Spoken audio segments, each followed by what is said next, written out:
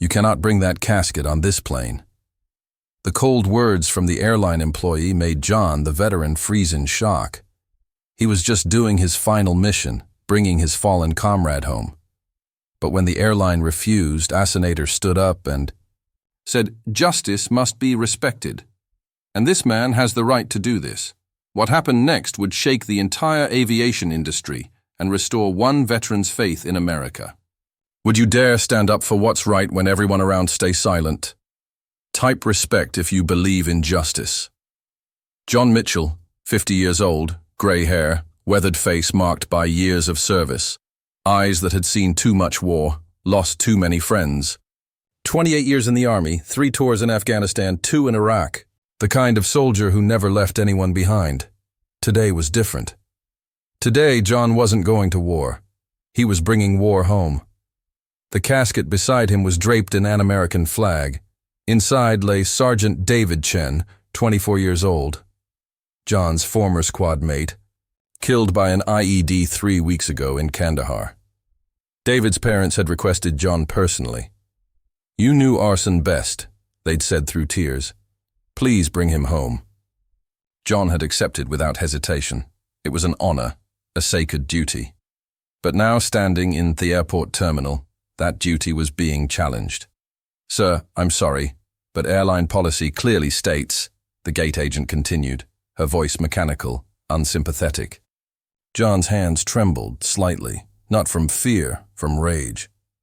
"This is a fallen soldier," John said, his voice steady but strained. "He died serving his country. I'm escorting him home to his family." The agent barely looked up from her computer screen. "I understand that, sir, but we don't have space in the cabin for that." That John's voice rose. "That is Sergeant David Chen. He has a name. He has a family waiting for him." Other passengers began to notice the commotion. Some stared. Others quickly looked away, uncomfortable with the confrontation. "Sir, please lower your voice. You're disturbing other passengers." John looked around the gate area. 30 or 40 people, business travelers checking emails, families with young children, college students with backpacks. Not one of them met his eyes. "Can't you make an exception?" John asked, desperation creeping into his voice. "Just this once. Company policy is company policy. The casket will need to go in cargo." "Cargo?" John felt his blood pressure rising. "You want to put a fallen soldier in cargo? Like luggage?" The agent sighed, clearly annoyed. "Sir, that's how we transport deceased individuals. It's standard procedure. He's not cargo." John's voice echoed through the terminal. "He's a hero, hootied, protecting your freedom." Several passengers turned to stare now. John caught glimpses of their expressions: annoyance, embarrassment. A few showed sympathy, but no one spoke up. The gate agent pressed a button on her desk. "Security to gate B12. Security to gate B12. John's heart sank. They were treating him like a threat, like some unhinged troublemaker. "Ma'am, please, I'm not trying to cause problems. I just want to honor my fallen brother." "Sir, you need to calm down or we'll have to toast you to leave." John looked at David's casket, at the flag draped carefully over the polished wood. This young man had died for these people, for their right to travel freely, to live without fear, and they couldn't be bothered to show basic respect. 2 security guards approached. Both looked uncomfortable, but determined. "Is there a problem here?" the taller guard asked. "No problem," the gate agent replied quickly. "Just a passenger who won't accept our policies." John's military training kicked. "Now, stay calm, don't escalate. Complete the mission." "Officers, I'm a retired Army sergeant. I'm escorting a fallen soldier home to his family. The airline is refusing to allow him proper dignity during transport." The security guards exchanged glances. One was clearly a veteran himself. John could tell by his posture, his haircut, the way he assessed the situation. "What's the issue exactly?" The veteran guard asked the gate agent. "Company policy states that caskets must be transported in cargo. No exceptions." The guard looked at John, then at David's flag-draped casket. John could see recognition in his eyes. Understanding. "Ma'am, Is there really no way to accommodate this? This is a fallen soldier. Policy is policy, she repeated firmly. Then on veteran. Guard stepped forward. Sir, I'm going to have to ask you to comply with airline regulations or find alternative transportation. John felt crushing defeat. He'd fought terrorists overseas, survived bombings and firefights, but he couldn't get David Chen the respect he deserved in his own country. This is wrong, John said quietly. This is just wrong. He began pushing David's casket toward the cargo area, head bowed in shame. Behind him, passengers returned to their phones and magazines. The moment passed without consequence, but John's humiliation was just beginning, and somewhere in that terminal, someone was watching. Someone who wouldn't stay silent much longer. The cargo hold. That's where they put Sergeant David Chen. John sat. In economy class, seat 23F, middle seat, cramped between a businessman who reeked of cologne and a teenager with headphones blasting music. For 3 hours, John stared out the window, knowing David was below him, in the cold, dark cargo hold, among suitcases and packages. This wasn't how Arrows came home.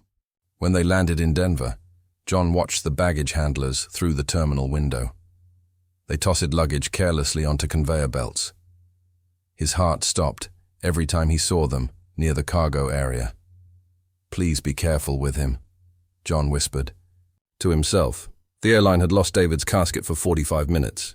45 minutes of John pacing the baggage claim, sweating, panicking. Finally, a supervisor appeared with paperwork. No apology, just forms to sign. John's connecting flight to David's hometown was delayed, mechanical issues. He spent 6 hours in Denver International Airport, sitting beside David's casket in a cold, sterile waiting area. Other passengers walked by. Some stared. Most ignored them completely. Around hour 4, John's hunger forced him to leave David's side. He approached the airport cafe, still wearing his dress uniform from the Escort ceremony. "Excuse me," John said to the teenage barista. "Could I get a coffee and a sandwich?" The kid looked up from his phone, saw Jay's uniform, then noticed the casket, visible through the cafe window. Is that like a dead body?" "It's a fallen soldier. I'm escorting him home." The teenager's expression changed, not to respect, to discomfort. "I don't know if we can serve you with that. Here, it's kind of creepy." John felt like he'd been slapped. "Creepy?" "Yeah, like dead people freak me out. Can you move it somewhere else?" Other customers in line were listening now. John waited for someone to speak up, to say something, anything. Silence. "Never mind," John said quietly, walking away without his coffee. He turned to David's casket, stomach empty, heartbroken. That's when his phone rang. "Michael Rodriguez, an old Army buddy." "John, heard you were in Denver. I'm working downtown now. Meet me at Hannigan's Pub. It'll be good to catch up." John hesitated. He didn't want to leave David alone again, but a needed support. Someone who understood. "I'm escorting David Chen home," John explained. "Remember him? Kid from Airline." "Jesus, yeah, I remember. Heard he didn't make it back." "I'm sorry, man. I'll bring him with me." "Is that okay?" "Of course. See you in an hour." Hannigan's Pub was a veteran hangout. Military memorabilia on the walls. Photos of fallen soldiers. John thought it would be different here. He was wrong. John pushed David's casket through the pub entrance. The wheelchair-accessible ramp made it easier, but every eye in the place turned toward them. Michael waved from a corner booth, but before John could reach him, the manager intercepted. "Whoa, hold up there. What's that?" "It's a casket. I'm escorting a fallen soldier." The manager, a middle-aged man with a beer gut, shook his head. "Can't have that in here. Health code violations. Bad for business."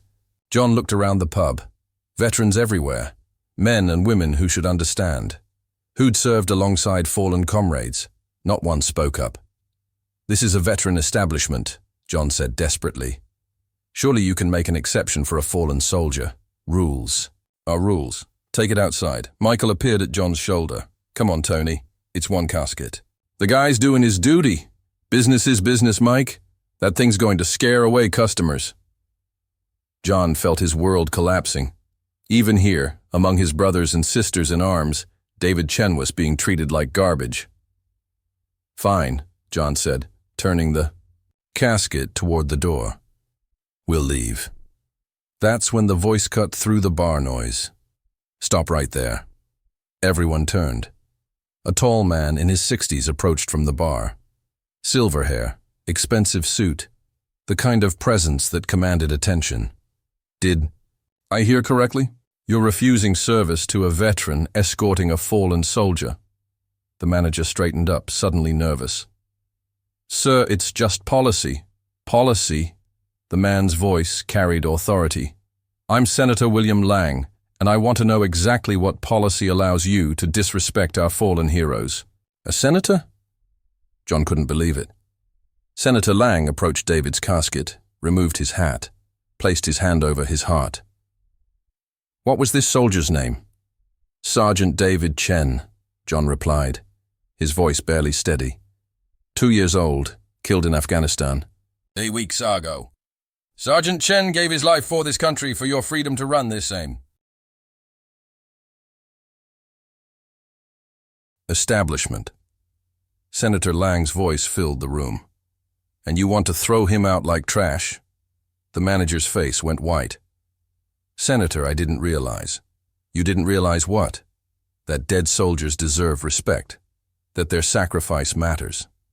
Other patrons were pulling out phones now. Recording. The manager looked panicked. Please, Senator, we can work something out. Oh, now you can work something out. Senator Lang turned to address the entire pub. This veteran has been humiliated all day by airlines. By food service. Now, by fellow veterans, where is your honor? The silence was deafening. Sergeant Mitchell, Senator Lang said, reading John's name tag. You and Sergeant Chen are my guest today. Whatever you need, wherever you need to go, I'll make sure it happens. John felt tears forming. After hours of rejection and humiliation, someone finally cared. Senator, I just want to get David home to his family. Then that's exactly what we're going to do. And anyone who tries to stop us will answer to me. Senator Lang pulled out his phone. I'm calling the Airline CEO right now. This treatment of our military isn't acceptable. For the first time all day, John felt hope. David Chen was going home with dignity, and Senator William Lang was going to make sure of it. Senator Lang didn't waste time with empty threats. Standing in that pub, phone pressed to his ear, he dialed directly to American Airlines headquarters. Not customer service? Note a complaint line? The CEO's office.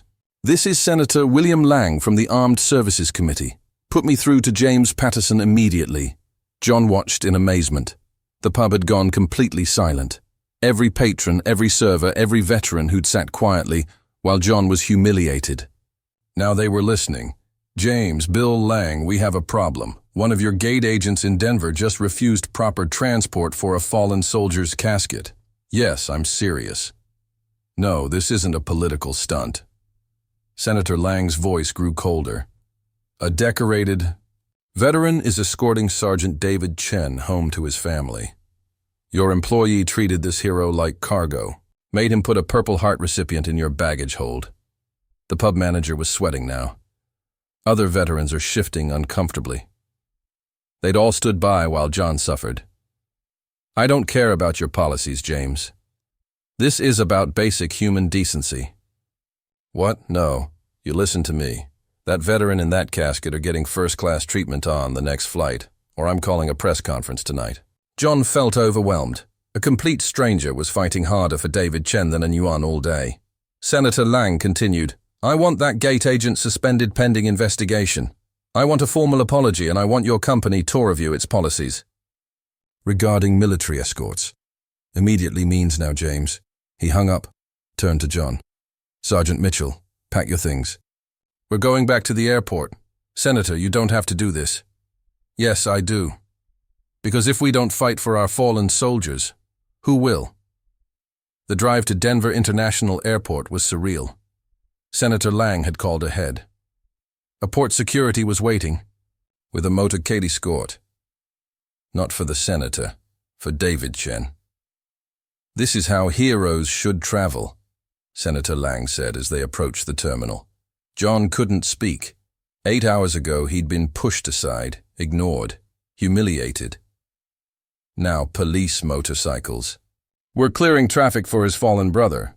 At the airport, everything had changed. The same gate agent who'd refused John earlier was nowhere to be seen. Instead, a senior airline executive waited with an entire customer service team. "Sergeant Mitchell, I'm Regional Director Thompson. On behalf of American Airlines, I offer our deepest apologies for today's treatment." John nodded, still processing the reversal. "We've upgraded you to first class. Sergeant Chen's casket will travel in the main cabin, secured properly with full honors." "Senator?" Lang stepped forward. "What about the employee who caused this? Suspended pending a full investigation." "Senator, we're reviewing all our policies regarding military escorts." But the real surprise came when they boarded the plane. Every passenger was standing. 147 people on their feet, hands over hearts as John Yi wheeled David Chen's flag-draped casket down the aisle.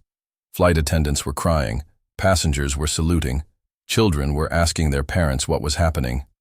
"Ladies and gentlemen," the captain's voice came over the intercom. "We are honored today to transport Sergeant David Chen, who gave his life serving our country in Afghanistan. Accompanying him is Sergeant John Mitchell, ensuring our fallen hero returns home with dignity." Applause filled the cabin, not polite airplane. Clapping. Real, sustained, emotional applause. John couldn't hold back tears anymore. As they settled into first class, Senator Lang handed John a tissue. This is how it should have been from the beginning. During the flight, something unexpected happened. Passengers approached John throughout the journey, not to complain or stare, to thank him. A businessman from Dallas. "Myson is deployed overseas. Thank you for bringing David home." An elderly woman from Phoenix. "My husband served in Vietnam. He never got the welcome he'd have served. Thank you for honoring your brother." A college student from Denver. "I didn't understand military service before today. Seeing this, it changed my perspective." Senator Lang watched these interactions with satisfaction. "You're teaching people, John, about sacrifice, about honor, about what really matters." When they landed in David's hometown, more surprises waited. News crews were there. Not because of the senator's involvement, because word had spread. Social media posts from passengers on the flight, videos of Jay's respectful escort, stories about the airline's initial refusal and the senator's intervention. "Sergeant Mitchell," a reporter called out, "how do you feel about the response to your story?" John looked at David's casket, then at the growing crowd of supporters. "I feel like David is finally getting the respect he deserved all along." But the most meaningful moment came when David's parents arrived. Mr. and Mrs. Chen ran through the crowd straight to their son's casket. John stepped back, giving them space to grieve. Mrs. Chen looked up at John through her tears. "Thank you for bringing our boy home. Thank you for fighting for him when others wouldn't." Mr. Chen shook Jay's hand firmly. "David always talked about soldiers who never left anyone behind. Thank you for proving him right." Senator Lang approached the family. "Your son was a hero. What happened today? The initial disrespect. That will never happen again. I'm introducing legislation next week to protect military escorts from this kind of treatment." The crowd had grown to several hundred people, veterans, active military, civilians, who'd been moved by the story. Someone started singing Amazing Grace. Others joined. Soon the entire crowd was singing together. John looked around at faces filled with respect and sorrow. 8 hours ago he'd felt abandoned by the country David died protecting. Now he saw the truth. Good people existed. They just needed someone to remind them how to act. As David's casket was loaded into the hearse for the final journey home, John felt peace for the first time all day. The mission wasn't just complete. It was completed with honor. Senator Lang put his hand on John's shoulder. "You did good today, Sergeant. David would be proud." John nodded, watching the hearse drive away. He's home now. That's all that matters. Behind them, the crowd was dispersing, but John knew the impact would last.